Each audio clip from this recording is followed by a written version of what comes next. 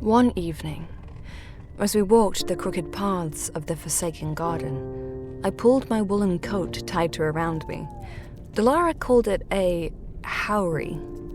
She'd brought it a few days earlier, saying the nights were growing colder now that autumn was nearing its end. I'd taken it without comment. Still, it felt strange to wear. Soft, warm, too thoughtful a gift. She wore one too, the long fabric swaying gently with her stride. The fireflies had grown lazy.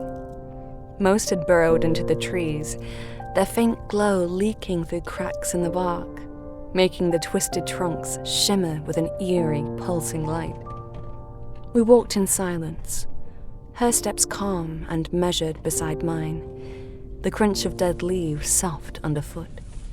The evening was quiet, the kind of quiet that makes thoughts louder, and I had too many of them. They curled through me like smoke. Finally, I gave them a voice. Does Azura know? Dhalâra glanced sideways. Know what? That I refused my chambers. That I've been living out here, in the garden. She hesitated, her pace slowing. Yes, she said, after a moment. I told her. About a week after you moved in. I looked away, pretending to focus on the bark glow, but the ache her words left was hard to ignore. It wasn't quite anger, just a quiet, creeping discomfort. That no matter how many nights we spent walking these paths, no matter how often she brought me food or sat with me until the moon fell behind the trees, her loyalty to Azura would always come first. Was it really your idea? I asked, keeping my tone light as if the answer didn't matter. Coming here, bringing me food. Of course it was, she said, too quickly. You're sure? I turned to look at her. Yes. She kept her gaze fixed ahead, calm as ever, but it made my skin prickle. Like the shadow behind her wasn't just hers, like it belonged to Azura too. We walked on. The trees swayed, lit by the slumbering fireflies. Overhead, something stirred, a rustle in the branches. I glanced up and spotted the black owl again, perched on a bent limb, its pale eyes fixed on me. Damn thing.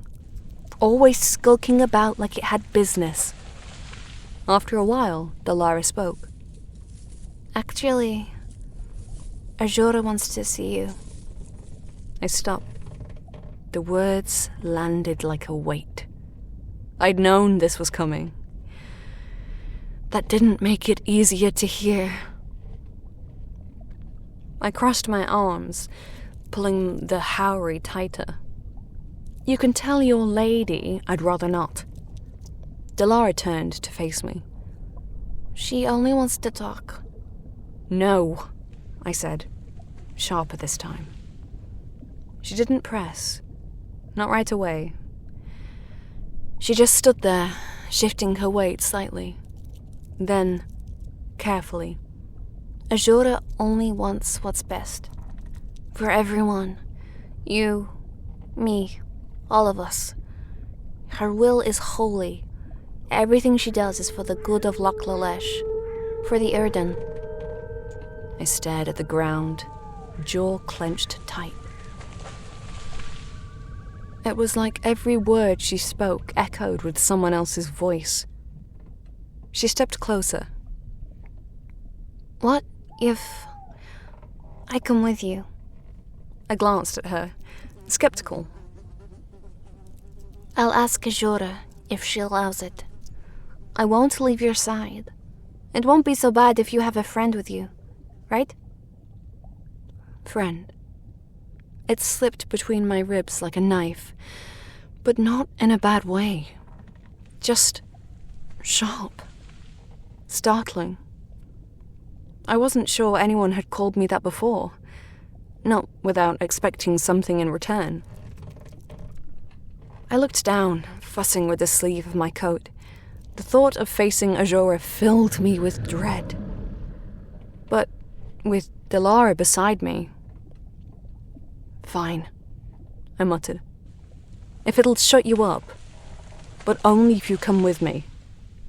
Her lips curved slightly. I'll ask her next time I see her. I nodded, trying to seem indifferent. But the doubt lingered.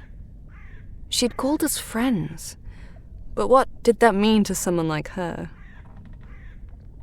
We kept walking. I glanced sideways.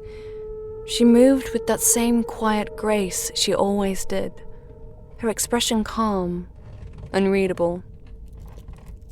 If we're going to be friends, I said, trying to sound casual, we shouldn't lie to each other. Dhalâra tilted her head. Why not? I blinked. What do you mean, why not? Why can't friends lie? Because... I faltered. Because friends just don't. It sounded stupid the moment I said it, like something a child would say. But as the words left my mouth, something hit me. I'd never had a real friend before. Not once. Back at Castle Lavensjugel, I'd lied constantly. To the servants, to my cousins, even to Anna. Lying wasn't just easy. It was necessary. A way to stay in control.